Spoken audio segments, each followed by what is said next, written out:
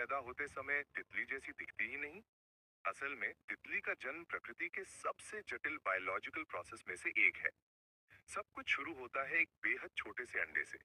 मादा तितली अपने अंडे किसी भी पत्ते पर नहीं देती, बल्कि उन्हीं पौधों को चुनती है जो आगे चलकर उसके बच्चे का भोजन बन सके। इस छोटे से अंडे के अंदर पहले से पूरा जेनेटिक कोड मौजूद होता है। कुछ ही दिनों में अंदर एक नया जीव विकसित होता है और फिर अंडा टूट जाता है और बाहर निकलता है एक छोटा सा कीड़ा, जिसे हम इल्ली कहते हैं। अंडे से बाहर निकलते ही इल्ली खाना शुरू कर देती है।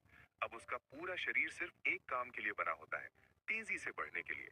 उसकी जबड़े की बनावट पत्तियां चबाने के लिए होती है और उसका पाचन तंत्र बहुत तेजी से काम करता है।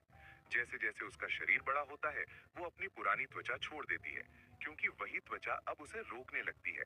कुछ समय बाद इल्ली खुद को पूरी तरह स्थिर कर लेती है और एक सुरक्षात्मक खोल बना लेती है। बाहर से देखने पर ऐसा लगता है जैसे अब कुछ हो ही नहीं रहा, लेकिन असल में अंदर सबसे बड़ा बदलाव चल रहा होता है।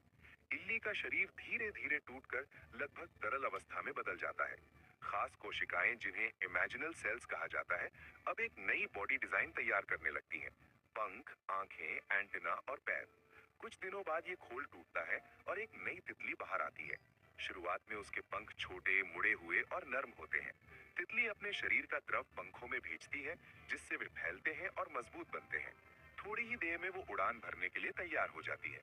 यही है तितली का जन्म। ये सिर्फ एक कीड़े का बदलना नहीं है, ये प्रकृति की सबसे खूबसूरत इंजीनियरिंग का उदाहरण है। ऐसी और साइंस स्टोरीज के लिए लाइक करें, शेयर करें और चैनल को सब्सक्राइब करें।